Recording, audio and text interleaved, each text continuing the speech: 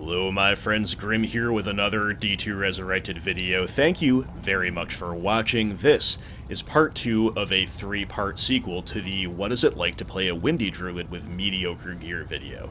In part 1 last time out, we did a very thorough gear check, item update, stat overview, all of that good stuff. In part 3, to come soon, we will be doing gameplay with the new items in the new build, but here in part 2, we are going to discuss how a total trading noob, a total online play noob like me, was able in 2 weeks to go from that mediocre gear that you saw initially to what you saw last time out, and then some. We're going to tell some fun stories about the most exciting and interesting and unorthodox trades that I made, and we're going to talk about what approach worked for me as somebody who was brand new to a 20-year-old system, basically, where people already know instinctively the ins and outs, they know the value of everything like the back of their hand, and they have all the terminology and all the acronyms. It can all be very incomprehensible when you're first starting out. So I'm going to talk about how I managed to build some wealth and translate that into the build that you saw last time out. So thank you once again for watching. Let's get into it.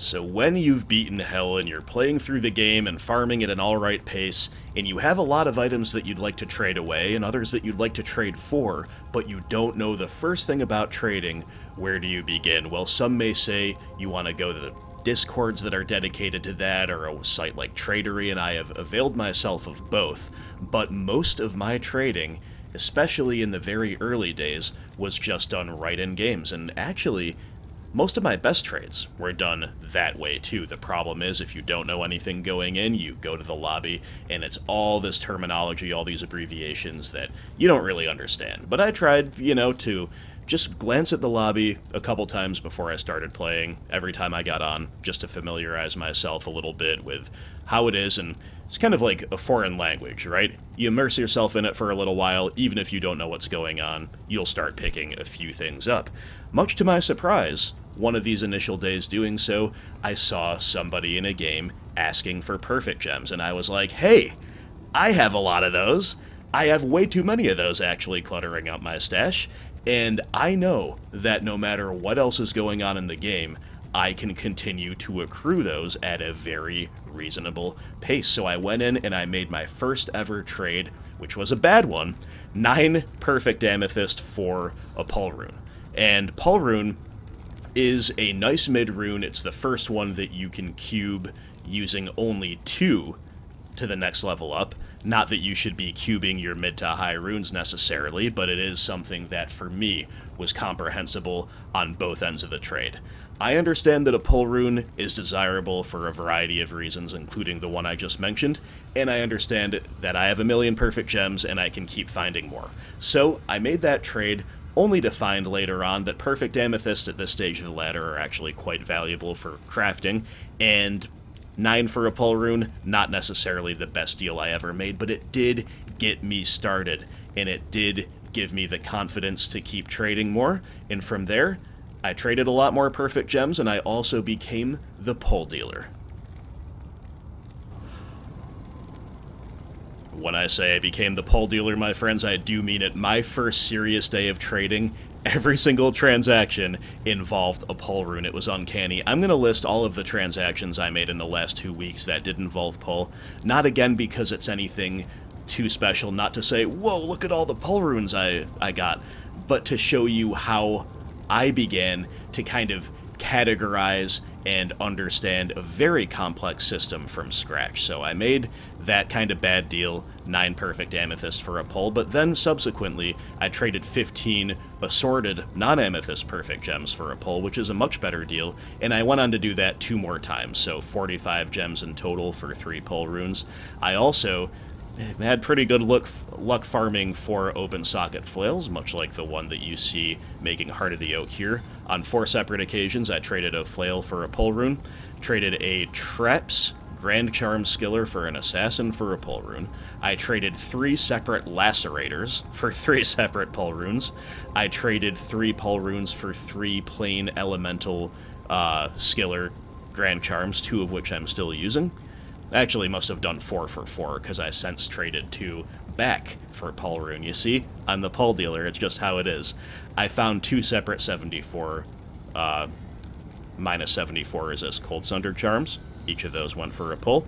I found a Shaco, traded it for a pull, found a Thunder God's Vigor, traded it for a pull, and I found 10 Ral Runes and traded those for 1 pull. So as you can see, we're doing 1-for-1s. A Pul Rune is really nice mid-rune level currency for a lot of above-average desirable uniques, but ones that don't necessarily go for a ton or have really high rolls that they can get on their mods that really put them over the top. And then you can have Pul as kind of trading for lesser runes that are also used in crafting or gems or anything like that. I also used a couple of those pulls to buy a few cool things for myself. One of these is right here in my inventory somewhere. There it is. Fire resist 10 and 6 to life. That's a pretty good small charm just for the value of Pul, considering all the various other things that I traded for it. And my initial Reaper's Toll, not this ethereal one. I have a cool story for later about how we got this ethereal one, but when I was using Bone Hue, I got a low Reaper's Toll for Pul, and that was a massive upgrade at the time for good old Durga. Finally, before we stop talking about Pul Rune, you can use it also as a make-weight in other deals. For example, I farmed a Talrasha's Guardianship, and I accepted an offer of Pul for it. You can never have too many Pul runes. Throw in a Pul and you got a deal, right? And I also used Pul as a make-weight for some of the great items that I bought, including this Arachnid Mesh, which I got for Vex Pul. And I also used it as part of rune trading, so straight up 4 Pul for an Ist is one deal that I did, and Mal Pul for an Ist is another deal that I did. The Pul Dealer is wheeling and dealing, and this is, once again, just how I began to establish some level of comprehension and understanding of this system. In the Pul Rune, what can I say? It's always got your back. It will never, ever let you down. So Pul may be the bedrock on which our trading empire was built, and also a non-negotiable component of the lovely Heart of the Oak. However, you cannot dine on Pul alone, so let's talk about some bigger runes. Let's talk about Bear Rune. So, my wealth that I have, such as it is, which is nothing I'm bragging about, but is astronomical compared to how I started off, is built more than the wheeling and dealing for Pul runes on 2 specific blue items that were each gambled during the first 2 Black Friday events, and maybe the universe is telling me to roll a Boazon because they were both 3 open socket, 30 faster run walk pieces of headgear. Circlets that are best in slot for certain Boazon builds and really go for an arm and a leg. On the first Black Friday event, I gambled Artisan's Diadem of Speed, and on the second one, I gambled Artisan's Tiara of Speed. Same exact item, but different aesthetics, and when you've got that kind of wealth that you're dropping that amount on the headgear and then another astronomical sum, I assume, on the jewels to fill it, then you definitely can pay over the odds for aesthetics. So the latter, the Tiara, went for a Bear Rune. I've still got the Bear Rune, you're looking at it right now. And the Diadem, which again happened first, went for much more. It went for 2 Bear, 2 Ohm. And I could actually possibly have held out for more, but I spent about a day trying to trade it. One person came in, I got a few offers in games. The best offer that I rejected was 2 Bear, 2 Ohm, and I put it on Tradery, and I put it on the Discord, and I was in games trying to sell it, and sitting in games with it in the title and all that type of stuff. And after about a day on and off of trying to do that, the 2 Bear, 2 Ohm player came back and repeated the same offer, and I said, you know what, I'll take it, because I think this is going to have a cascading effect, where as soon as I get this type of wealth, I can then start translating that rapidly into much better gear. Half of what you see here before you and what you saw in the previous video was funded by that trade alone, and of course, once you start farming for that trade, especially with the festive 22 Nights of Terror buffs, you're going to be generating wealth in and of itself. In other words, it will pay for itself to take a slightly cheaper deal faster. So that's what I did, and I got 2 Bear, 2 Ohm as mentioned, took one of those bears, traded it for a Jaw and 2 Ist, and boom, there we go. Enigma able to be built, already had the Ith rune obviously and the Dust Shroud lying around, and then from there, again, with the teleport and the magic find, your farming just becomes orders of magnitude more efficient right away. So that's basically how I did it, guys. Was lucky enough to hit it big with a couple free gambled circlets. That accompanied with a lot of minor deals for pull runes, basically, and other similar values, got the real currency flowing for me. I was able to have Enigma, farm like crazy, and what I would do, here's a great example. I farmed this Arcane's Valor earlier. It's a nice high roll. It's got 2 to all skills, max damage, which is max damage reduced by 15, and a nice high enhanced defense roll as well. According to my quick research, this should go probably for an ist or so. So when I would find a saleable item like that, and again, pull would be my benchmark. I'm not really going out of my way to trade away anything that I get less than pull for, right? So if it's worth pull or more, I just make a game in the lobby. It says Arcane's FT, Arcane's for trade. In the description, I will put all of the relevant statistics, and then I'll just go about my farming exactly like I normally would, and if and when someone comes in the game, I say, "Hi, be right there," teleport back to town, make the trade.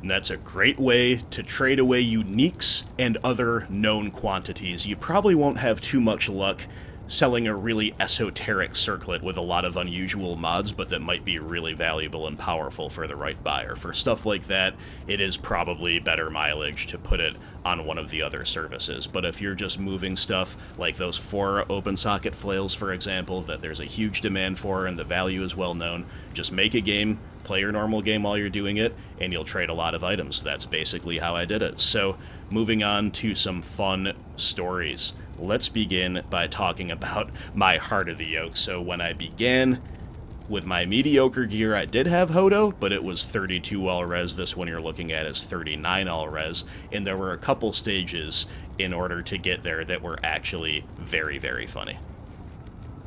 Alright, so at one point in developing this gear, my resistances were down in the gutter, right? And I looked around and I said, hey, I can up the resistances by upping Heart of the Oak. I wonder how much it would cost to upgrade it. So I go into a game called HOTO Shop. I was like, perfect. But the problem was I could not understand, nor could I be understood by the seller. We were the only 2 people in the game for several minutes, and by this point I was pretty savvy with all of the different terminology that people tend to use. Clearly dealing with somebody who didn't speak English as their first language, which is fine, but usually that's not a barrier to finally establishing an understanding in this game, because we're all speaking the common language of runes and items and so forth, but it was just not happening in this particular instance. So what happened is, after several minutes of toil, and neither of us understanding, this player threw a 34 resist Heart of the Oak on the ground and said, leave. I said, well, okay, if you insist. Picked it up, threw a few P-gems on the ground for a token payment, and off I went. I then was able to trade my old 32 Heart of the Oak for Gull Rune, which is actually pretty sweet. So I'm up Gull, and I have an improved Heart of the Oak. But did I stop there? Of course not, because we gotta get even higher. So then I went and found a trade for a 39 res, which you're looking at right now, HOTO, for Vex Gull. Again, the Gull was basically free, given the funny thing that happened I told you a moment ago. So I'm down a Vex, but I have 39 HOTO, and that by itself is a completely incredible deal. But then I was able to move my 34 res HOTO for 2 ist and 2 perfect amethyst. All in all, you cannot beat that deal. Another delightful trading story involves this ethereal Reaper's Toll, which is actually a super good version of it. In terms of all the modifiers, we have a slightly above average enhanced damage roll, which we'll take, but perfect life leech. And the funny thing about it is I bought this unidentified. I was in a game offering to buy somebody's ethereal Reaper's Toll, was going to entertain offers for lower ones, for higher end ones, and somebody came in offering an unidentified ethereal one, and offered it for Vex. And since Vex tends to be what like a lower middle roll would go for, I said, well, the odds are with me if I take this deal, and also it's just cool and fun. So let's do it.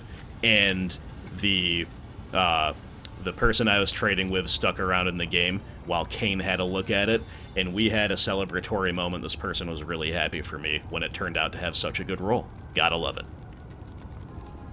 It's also worth mentioning my brief history of trading with and for Stones of Jordan. So I initially just got both my Stones of Jordan, not the ones you're seeing here, but 2 SOJs for a low rune. At the time I thought that was a pretty good deal, was pretty pumped to just find 2 just like that. Had the low, wasn't saving it for anything, good enough for me. Later on, fast forward to a few days ago, and I'm offering a freely gambled from the Black Friday event Paladin Amulet. 3 to combat skills, 100 to life. Rose-branded Amulet of the Whale. Super cool item with some perfect rolls. And I'm in a game offering that for low, which again is what I paid for the 2 Stones of Jordan. So, somebody else comes in, and a couple people are trying to lowball, and I'm considering it, you know, and then someone else arrives and offers 2 Stones of Jordan. I was like, I'll take that deal. I think the low that I paid for my Stones of Jordan was a good deal, so I can get at least low for your Stones of Jordan, which is what I wanted for the amulet, and maybe then some. So I make a new game, and I'm offering 2 Stones of Jordan for low ist, trying to basically get an ist above my asking price for the amulet. Somebody comes in within the first minute, makes the trade. Another player shortly thereafter arrives and says, hey, I will pay an rune if somebody has the coral chain looking Stone of Jordan. Basically wanted to do a skin swap to get matching SOJs, but was willing to pay an rune for it. So I'm like, okay, here we go. So I make the trade with that as well. So basically, in under 5 minutes, with 3 different trades involved, a freely gambled blue amulet turned into low ist which is obviously really, really cool. And then later, in a mass trading game, I had like the 1 coral, 1 left over, or maybe it was the red gem, I don't remember, and I had one of these baby blues. I decided I liked the look of the baby blue the best, so I gave somebody a few P gems to get my own skin swap done. So those are the real longer form stories I wanted to tell. Just a quick list of some other notable trades that I thought were worth mentioning. I traded away Gull Ist for this Fortitude that you're looking at that Durga wears, and you would be just astronomically lucky to even trade those runes for the low rune that goes into Fortitude, much less the other 3 runes, which admittedly don't cost much, but can be a little hard to find maybe, and more importantly, the 4 open socket ethereal base, which in this case is a scarab husk. And I asked the person, are you sure you want to do this? And absolutely they did. Felt like I was getting a little bit of a ripoff at the time. I still think it was a good deal, but now I understand a little bit more the value of liquidity, which I knew was a factor at the time, but even more of a factor than I realized, perhaps. But moving on, we have some other cool trades to mention. This Andariel's Visage I bought for Ist when I was going around and upgrading my Mercenaries gear. It's not ethereal or anything, it's a nice mid-roll, definitely decent trade, and later I found a very similar Andy's Visage that I farmed and traded for Vex, so it's just, again, an example of coming out ahead on a deal. We traded a 23 life Amazon skiller for a low rune. I think it was, I don't remember actually what specific skill tree it was, probably the most desirable one. And I know Amazon is a very popular class compared to Druid, but I got identical ones, 25 life, one to my skill tree, for Ist. So it makes me feel like that was a pretty good sale. We also did 2 separate rare fire skill sorceress amulets with some interesting modifiers, not game-breakingly GG, but interesting and good ones. I got low and Sur for those respectively. That definitely felt good, especially because at least one of them was freely gambled. And finally, an interesting trade that I just stumbled upon one day was 40 assorted perfect gems for a Gull rune. Definitely taking that one.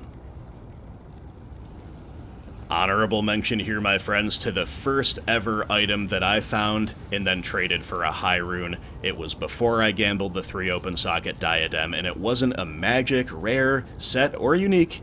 It was a base. It was a 4 open socket diamond bow with 10% enhanced damage, not the perfect 15, but still really nice, and 3 attack rating. That is a great runeword base, and I managed to get a Vex for it. Later found kind of a lesser version of it that I got Ist for. So that really taught me the power of bases, not only in terms of what type of value they can offer, but in terms of knowing your bases. And it's just yet another thing to learn about this game that established players will have just kind of second-hand inherited knowledge about. But if you just simply Google the affixes quickly, while in the course of playing, you can pretty easily determine whether or not it's worth keeping, and later you can do a little bit more deep research into finding out how much you should be getting for it. So there you have it, friends. Such as my noobish methods are, they got me this far. They took us from mid to sweet gear in 2 weeks, and there's still a fair amount of wealth to work toward. A GG 5 NATO helm, a GG amulet, the weapon swaps that we need with Call to Arms and a second Spirit, and improving the charms in the inventory a bit. You can see our sturdy backbone, 6 Pul runes, let's go, a whole host of lesser, lower mid runes, basically, starting with IO and working up to Lem. And then beyond that, we've got 5 2 Mal, 6 Ist, and then 1 each of Gull, Vex, Lo, Sur, and of course Bear, waiting in the wings. And yeah, how did I get this stuff? Well, that's what I just explained in this video, so thank you very much for watching. Thank you for bearing with my stories. I hope they were amusing. I had a lot of fun trading. That's the other thing to mention here briefly at the end. Trading gives you a little dopamine hit, at least it does for me, maybe because I'm new to it, but even making a simple trade, something for a Pul rune, I'm like, oh, cool, nice. I've been obviously cataloging the trades. That's how I just relayed some of them to you. Definitely don't have that good of a memory. And yeah, are there better trading methods out there? For sure. But as a newer player to the online game, this is what worked for me. So thanks for checking this out, and I'll see you for part 3, where we take this guy for a spin and show you what it's like to play a Windy Druid with sweet gear. Thanks for watching, and I'll talk to you soon.